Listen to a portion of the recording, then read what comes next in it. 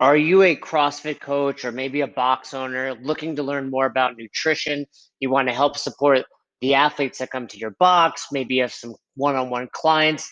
And we all know nutrition is the foundation. We all talk about the theoretical hierarchy of the development of a athlete. And nutrition is at the base. It's like building a house. You can't build the attic first. You can't worry about performance in sport without working on the foundation. And that's what nutrition is. So maybe you're a coach, maybe you're a box owner, maybe you're just an athlete looking to potentially earn a little more income, develop a new income stream as a nutrition coach. Well, you could check out the Own Your Eating certificate course. We review fundamental nutrition principles as well as teaching you how to implement flexible eating, that's macro counting, and assist others with their tracking of macros. The cool thing about it is you're going to learn so much for yourself. Even if you didn't want to coach anyone else, but you simply wanted to learn more about tracking macros, you will get so much out of this course. It'll be the last thing you ever have to read, study, purchase because you're going to get so much information, as well as sharing nutrition experience with you. Own Your Eating will also teach you how to coach others so that you can really make a difference with the people in your community and your lives. Maybe you need to finally get your mom to track macros. Maybe it's your best friend. Maybe you put on the quarantine 15 and you're looking to just lose a few lbs, a few pounds yourself. This will teach you all of that. And the cool thing about macros, the cool thing about the way in which we at Own Your Eating teach you is it's really sustainable. The business setup and marketing strategies are also included. So if you do really want to make this a side deal or a side hustle, you'll have all the tools you'll ever need to do. And in addition to that, if you're a level 3 CrossFit coach, you can earn CEUs to help you revalidate. And we also give CEUs for NASM as well as AFA. So you can check that out. For me, every few years, I need to re-up my L4, no big deal, L4 coach, but this will help you do it. So if you're interested in learning more about the Own Your Eating certificate course, you can go to courses.ownyoureating.com. Or if you just go to ownyoureating.com, right up in the header there, it says Become a Coach. You can click on that. And with the code BEST HOUR, that's BESTHOUR, BEST HOUR, you'll get 15% off. Go check it out now. I was the one, along with Roz, who helped put this all together. So I really understand that if you have questions for me about it, of course you can reach out. But I really believe in it. I've put hundreds of people through this course. It's the way I learned how to track macros. It's the way I've been tracking macros for over 5 years. And I think you will absolutely love it. So go check it out again, courses.ownyoureating.com, and use that code BESTHOUR for 15% off. All right, on today's episode of Best Hour of Their Day, we're going to hear a little bit about Todd's background on how he became a level 4, because I've spoken about it a handful of times myself in my journey, but Todd's was very similar, but we've never really dove deep into it. So let's understand how Todd went from uh, no fitness, completely out of completely out of shape, terrible coach, to the most prestigious of titles in the CrossFit community. So Todd, tell me about when you took your first level 1. I believe my first level 1 was in 2008. I want to say it was like in March, first weekend in March, something like that, 2008. Where was it? In Carolina? Yeah, in Charlotte. Who was teaching there? Drew Thompson was the flow master. Chuck was there. Pat was there. Jenny was there. Justin Berg was there. Joe Alexander was there, I believe. And Mike G was there. Wow, star-studded lineup at your first level 1. Did you make any connections? Because I know Chuck, Jenny, a few other people that you mentioned that you're kind of tight with now, Mike G. So when you were there that weekend, did you make any connection, or do you think you left and they would have had no idea who you were? Yeah, I left. They had no idea who I was. I mean, I knew Justin and I had known each other for, 5-6 years at that point, right? So we knew each other, but I think actually he was interning. I don't think he was on staff yet. So he was playing his role and he wasn't playing buddy with me at that point. I remember talking to Chuck. I remember asking him, because when I had started CrossFit, like the gym I was going to, we did a ton of we followed CrossFit.com, but on the rest days, there would be like a 30-minute grinder workout program. And I was trying to also figure out, so I just started CrossFit. I was also trying to figure out the nutrition stuff. Wasn't eating enough food because I just cleaned up my diet. And so I'd lost a bunch of weight. Like my legs and ass had gotten small. And I remember talking to Chuck and just being like, "Is that happening in CrossFit?" And him going, "Dude, if you want to be big, you got to eat big, son." So I remember talking to him in a break or like after the class or something like that. But that was about it. But other than that, I don't think I connected with anybody. I was too nervous while I was there. Did you get the feeling around Chuck at that point, like of the type of person he was right away, or was it not until you got to know him a little bit better? Like, can you tell? Right. Yeah. He stood out in the crowd, I think, at that point. I remember I went during that conversation and talking to him. He gave me his email address to reach out if I ever needed anything. Never did, of course, so I was too nervous. But yeah, he was the one that stood out the most to me in that during that weekend.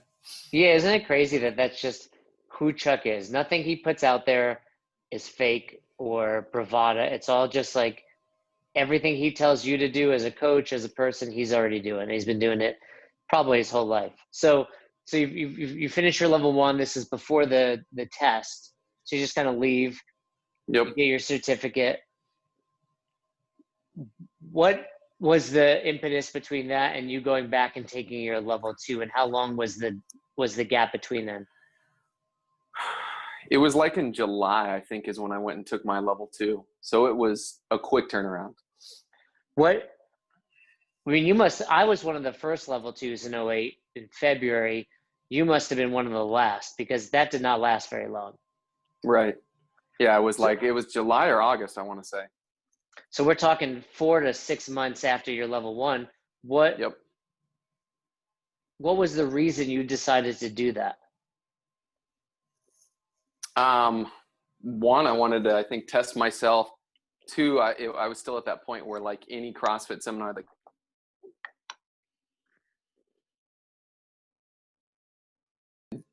just 3 was in town. There was an opportunity. I wanted to prove to myself that I was, a good coach, which is funny because at the time I was not.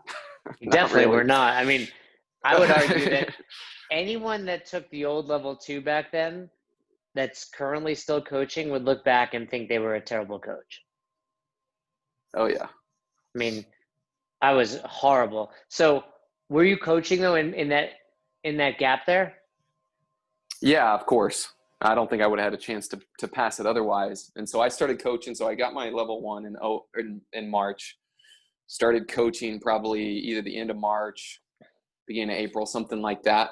And usually working with like the new athletes that came into the gym. And I think the biggest advantage I had was that I taught the new people at the gym the exact same way that I was taught at the level 1. So I was like, all right, they use these progressions. These are the progressions I'm going to use. They put people in a circle. I'm going to put people in a circle. They use the PVC pipe. I'm going to use a PVC pipe. I literally just tried to mimic everything that I saw and remembered that they did. And what box was that at? CrossFit Southside. Oh, so that was at Berg's, Justin's box. Yep. So really what I want to talk about is your level 2, because like me, you passed your level 2. We'll talk about what that was like. But then once the level 3 was released in maybe like 2013 or so, is probably when you and I took it. 13 or 14, maybe, something like that. We were grandfathered into our level 4. Right. So who was at your level 2 and where did you take it? It was in Jacksonville. And it was Boz, Chuck, and Pat. So just 3 people, 3, of the best coaching you. Was this during the time where they would bring in other people for the movements, or so what? Yeah. Test subjects. Yep. So I mean, you had an easier time than I did then. Why is that? So when we did it, I don't remember how many. I would say there's probably 15 participants. Spieler was one of them. Tosh was one of them. But we were coaching the participants. Yeah, it was like half participants and it was half test subjects where people just showed up. No, but there were no test subjects. There was only participants when I coached it. So why would that be harder? I think because you want to know what's funny is right when I started CrossFit, like at an affiliate, not on my own, right when there was one affiliate, when I was in Charlotte, they had a level 2, and I read on the website that they needed test subjects for this course, and I was like, okay, cool. I don't even know what this is, but if you want to volunteer, I want to volunteer. I want to learn as much as I can. So I went, and at that time, I literally didn't know the difference between a push press or a push jerk or any of that stuff. So I was in the group being coached by people trying to earn their level 2 at that time, and literally had no idea what was going on. I was a complete newbie, and like anything that they said, I did.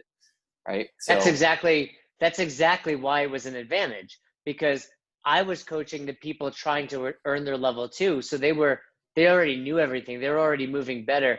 And I very vividly remember a moment in time where I want to say it was Chuck, Nicole, and Pat kind of all looked at each other and were like, oh shit, everyone's moving so well, it's hard to coach for these people. You and I both know that is complete nonsense, because even now, even at the trainer summit, if you took a group of 6 of us that work on staff and put us in a circle, we don't move so well that there's nothing to coach and to teach. Yeah, but that's us in 2020, not in right, 2008. I know. Well, yeah, even you in 2020 probably wouldn't come up with anything, but a good coach would. And not to mention, although we weren't being evaluated on a movement, we felt like it was just a 24-hour, evaluation. So we're trying to move our best. And then eventually we whispering in our ears like, hey, make this mistake, make that mistake. But obviously, I think there's some merit to what I'm saying, or else they wouldn't have made that change and made it easier for you to pass. What do you mean easier for you to pass? For you to for see you, faults for that you you couldn't specifically, see? By having test subjects? Yeah. You think that made it easier? That's the whole point of what I'm saying. I think it made it significantly easier. I think you should have a level 3.5, not a 4. So with your height, you should be like a level 3.25, I guess. So what do you remember about your level 2? What stands out to you? Number one, how devastatingly nervous I was. Like, that was the most nerve-wracking thing I've ever done. Were you more nervous than attending your level 1? Oh, way more nervous. And even way more nervous than my internship for staff. Really? Yeah, I think at that point, because I was so new to coaching, and I really, it was like I was confident that I knew stuff, but I also was insecure because I also wasn't that confident because I hadn't been doing that long, So when I took the level 2, there was a handful of lectures similar to how it is now. And then there were breakout groups, and then the evaluation came at, around the second half of day 2. And then individually they gave us feedback. How had changed from February to August? Day 1 was where they gave some lectures and they ran some examples. And then we practiced a little bit and got a little bit of feedback. And then day 2, you showed up and you taught. In the morning, everybody taught 3 times in front of each one of the trainers. And then they gave us like a 2-hour lunch where they all met together and then went through their notes and determined who passed and who didn't. Do you remember how many participants were there? Like of you trying to take the level 2? I don't. 15, 20, something like that. I don't know, 15 maybe. Do you have a rough idea of how many passed?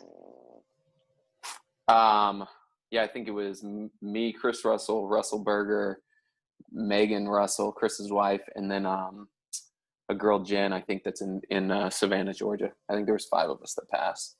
I mean, so maybe, those listening that know, I mean, you're talking people that ultimately went on to seminar staff. Yep. with Russell and Chris Russell. Were there any people that were there that you've stayed in contact with, or that were decent coaches or continue to coach, that didn't pass? Not that I know of. Nah, I'm not as good as you are at staying in contact with people. No, I don't. I kind of have memories of a handful. I can probably look up the people that were there. Do you feel like this is what I felt like. I felt like there's two types of people. There's people that didn't pass their level 2, and then there's the people that have interned and didn't make it on staff. And I think somewhere in there they kind of become disenfranchised with CrossFit because they didn't get to the point they wanted to. What do you think about that? I think that potentially could be it. I think there were times where like we probably could have done a better job of like welcome and like just, I don't know if not making the process a little bit easier, but being a little more welcoming. It was like, you have to earn your chops, right? Getting into any of this kind of stuff. And it was the same with passing the level 2 as it is in the internship process and all that kind of stuff. It wasn't early on. It was like affiliates were early on. It wasn't like you walk in the door and someone's there to cater to you and scale your workout. It was a lot like, well, here's our workout. You think you can do that? Well, let me see you try. And so I kind of agree with you, but it was kind of like the atmosphere of the movement in general at that time, I felt like. Yeah, and it's tough, and I'm sure there are people that are not that way. I know there are people that are not that way, that either did not pass their level 2 or did not make it onto seminar staff and are still very much involved in the CrossFit world and landscape. But I can think of many of the interns that have come and gone since I've been on staff, and a good portion of them wind up doing something different. They find like, all right, I'm going to do this type of fitness instead. And I'm not knocking them. I don't know what that's like, but I can imagine it would be like getting cut from your team in high school and, then still wanting to play basketball or whatever the sport is. It's like, you're kind of told you're not good at something that you really care about. Well, I think it takes a lot of grit and determination to come back and try it again, to be able to be humble enough to accept the feedback that, hey, you're not quite there yet.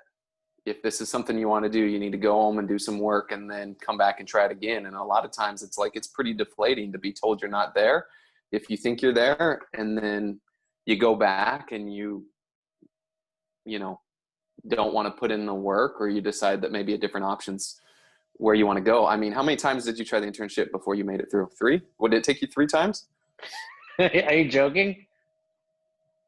You mean 3? No, it was a couple, at least. You mean 3 times with multiple internships, you're saying? Yeah, you did the internship, you didn't make it on staff, you left for months, right? How many times, how many cracks at getting on staff did you have? I think I had, not including the beginning when I was interning and there was basically no protocol, and I would just get like, you didn't make it, but you're also not on anymore. I would say twice. I think I got a 3-month and a 6-month. Like, come back in 3 months. So that was the first one. And then come back in 6 months. So 2, and so it was your third attempt is when you finally made it through. Yeah, I mean, I looked at it like it was all one big massive journey, but yeah, but I think that's the difference for you. I've seen it happen to where somebody gets the, hey, come back in 6 months or 3 months, and they don't see it as one big long journey. They're just like, nope, I didn't make it. That's not for me. I'm going to go do something else. That's interesting. I wonder what percentage of interns, if they don't get put on and they're told, hey, you need to, and for the record, what Todd's talking about is, hey, you'll hear a lot of, we like you, you're good, but you have some things to work on. Take 3 months, take 6 months at the discretion of the flow master and come back. Typically it's like, hey, you really need to work on X. And I wonder what percentage of people heed that advice and come back. I know my internet's choppy. Todd's telling me my internet's a little choppy, but I'm recording, so people are still hearing it. So you're gonna have to fill in the gaps of what I'm saying. So I wonder what percentage of that, and I wonder, I guess the next question would be, am I the most driven person you know? Yeah, right. Yeah, right. Did you name Says the CrossFit Drive after me? Is that is that an says the homage? guy who got on the call and wiping the sleep out of his eyes, still wearing his nightgown, his hair is My sticking up. God. Yeah, exactly. Super driven, I can tell. Sleeps until 10:30 a.m. I did sleep in today. I had a great night. You know what it was? It snowed here and it was Yeah, cold, and it was such a better night's sleep with that yeah. cold, going under the blankets.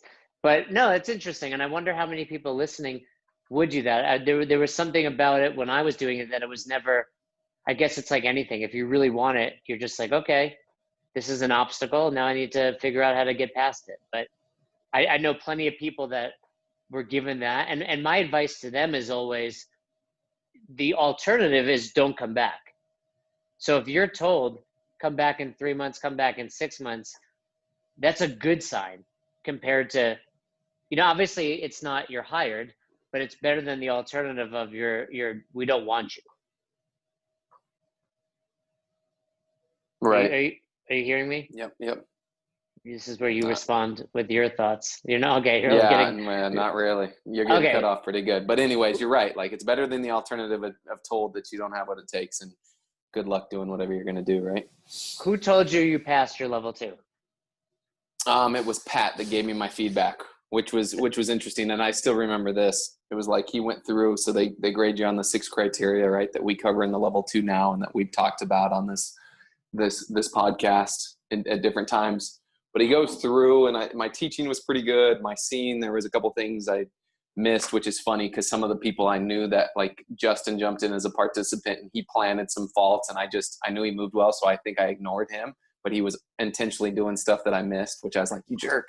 Anyways, got feedback, was pretty decent there, pretty decent with my correcting, my group management, all of that. And he gets to the kind of the end of some of that stuff, and then he stops and looks at me. He's like, hey, let me ask you something.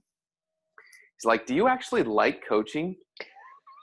And I was like, yeah, of course. I love it. This is so great. Telling him how much, how passionate I am about it. He goes, well, I haven't seen you smile all weekend long. And if it doesn't look like you're having much fun, it's going to be hard for anybody in your class to have any up and have a good time. So I still think about that a lot, even now, because I know that there's certain times where I'm so fixated and concentrating on what I'm doing, that when I do that, I don't just relax and have fun. I'm trying to deliver the material, or I'm trying to coach, or I'm trying to, whatever it is, there's a task at hand, and I'm just trying to accomplish the task rather than kind of relaxing and trying to have a good time. Yeah. Why do you think you've not decided at all to work on your presence and attitude since then? Yeah, because it continues to work. I passed then without any presence and attitude, and just going to continue doing that. So you and I are like the opposites. I was told I have an abundance of presence and attitude, and I'm really bad at everything else.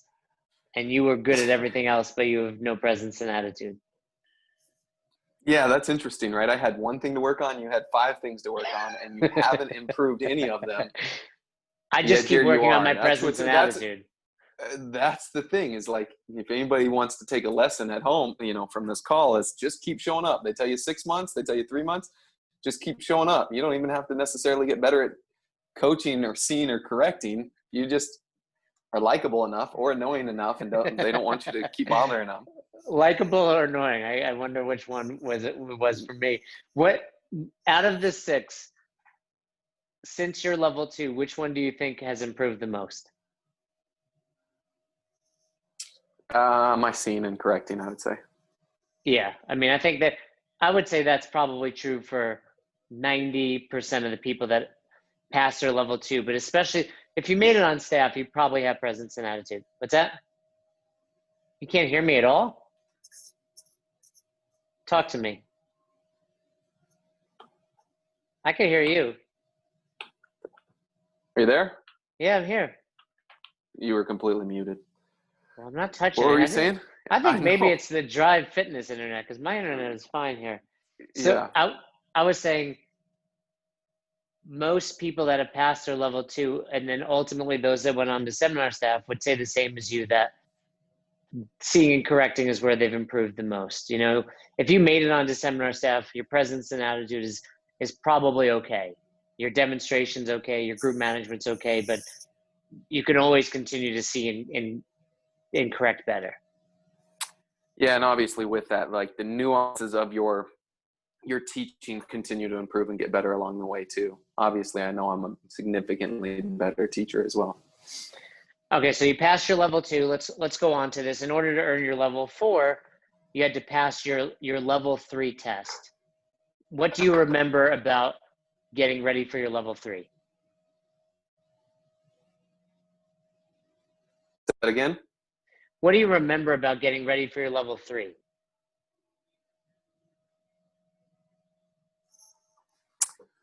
I just went through the study material. That was, I think, the big thing for me is like there's a list that's on CrossFit.com that you can find for the study material. And I remember starting by going through all the videos. Once I made it through all the videos, then I started reading the articles based on the articles I knew I hadn't read before, or the areas where I knew I had some opportunity to learn more, and made it through those. And I think it was probably an hour a day, 30 minutes to an hour a day for about a month is what kind of effort I put into it, or what kind of like studying I did there. How confident were you heading into the test?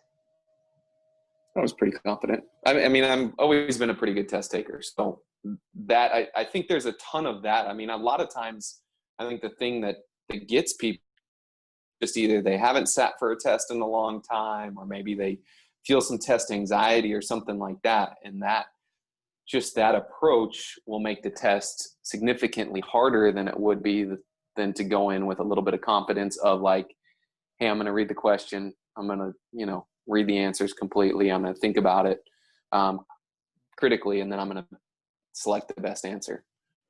So when you took the test, did you get the results as soon as you finished? Yeah, I think they give you unofficial results. Yeah. Yeah, that's what mine was. I left. I wasn't expecting that. And the proctor, whoever was working the test station, was like, congrats, you passed. And I remember going in fairly confident and leaving thinking there's a chance I did not pass this. But you were that confident. Yeah, like I said, I felt pretty good with it. I did my studying, and I test pretty well. So you finished your level 3, and then did you already realize you'd be a level 4 at that point? I think they had told us that before we took our level 3. Yeah, I think if I remember correctly, we were both on staff, and it wasn't a beta, but it was like, hey, they're just putting out the level 3, and we were some of the first people to take it. Yep. I don't know to this day. I was on a podcast recently, and she asked me how many level 4s there were. I don't know to the number, but I said that probably. Todd's got. I got it. What's going on? Give me. Where you going? Where are you walking around your gym? I'm pretty sure I've got that information. Oh, you were looking it up. I thought you were walking around. So I said to her, I don't know how many exactly, but I bet you they can all fit in your house. For sure. Let's see what I got. I think I've got this somewhere. I know it. A meeting I was at this year. Is this public knowledge? I don't want you to get in trouble. Yeah. The number of there was 87 as of the beginning of this year, and I don't think there's been any additional level 4s tested, so that's got to be right. Is there anything else in this world that you're the one of 87? Yeah, I don't know. Probably not. Yeah, I mean, it's impressive, right? So I think, obviously, we're not sure when the level 4 is going to finally come out, but we're going to see that number grow. Do you know how many have passed the level 3? Is that in your same notes there? Yeah, at the time, there was like 1,062. So I'm sure there's, significantly more. Not significantly more, but there's a good number since then. Yeah, that could have easily doubled, though, because the level 3 has been going on. I mean, maybe not just doubled, since the beginning of the year. I doubt it doubled, but I'm sure there's probably 50 or 100 more. If you look at the funnel, though, from level 1 to 2 to 3 to 4, it's pretty impressive how, for those that stick around. I mean, the level 3 credential is very impressive. Yeah, I completely agree with that. I mean, yeah, it's comparatively, it's pretty exclusive. That's for sure. all right. Well, that's what we wanted to know. People were, a lot of people writing in questioning, does Todd really have his level 4? He doesn't seem that good. Not So, that good. you Always know, be better. That's for sure. yeah. And, we've learned a lot. We learned that my level 2 was a lot harder to achieve. We also learned you named your box after my drive, after my never give up attitude. Yeah, stay in bed. Keep eating your Swedish fish. You know what? And I don't really, well, now that I've been doing carnivore, I don't have any Swedish fish. man, that's got to be tough. And yeah, Swedish fish were never my thing, but I enjoyed them. Anyway, we wanted to get the backstory on Todd. Congrats on your level 4, much like mine. But anything else to add about your journey? Nah, man, it's ongoing. As soon as you think you've achieved it and gotten there, I think that's when it's time to find something new to do. That's a good point. Let's say one piece of advice for someone looking to make it onto seminar staff. You got to do what you've seen people at seminars do. Like coach the way that you see us coach. You got to know the 9 foundational movements, the points of performance inside and out. And you got to know the progressions. Yeah, that is solid advice, because so many people show up and they're like, either try to do it their own way, or it's like you don't know the progressions. And these are things that you should easily know. You've had the time to know. You've probably received an email telling you to know them, and then you show up and you don't know them. It's just even big, like, and that goes beyond just if you want to work on seminar staff. It's like if you want to be a good coach, if you know these 9 movements and you know the points of performance, like you're set up for success on coaching any other movement you're going to coach. And the simpler you keep things and the simpler you make things, the easier it's going to be for you too. So absolutely. All right, Todd, thanks for sharing your journey. Thanks again for listening to Best Hour of Their Day. If you haven't already, do us a favor, head over to the Apple Podcast app and leave us a review. We'd love to hear from you. If you have any questions, comments, concerns, feedback for either Fern or myself, hit us up, besthouroftheirday@gmail.com, or send us a DM over on Instagram at Best Hour of Their Day. Once again, we couldn't do this without the amazing community, and you are a part of it. Thanks for listening. Thanks for supporting Best Hour of Their Day.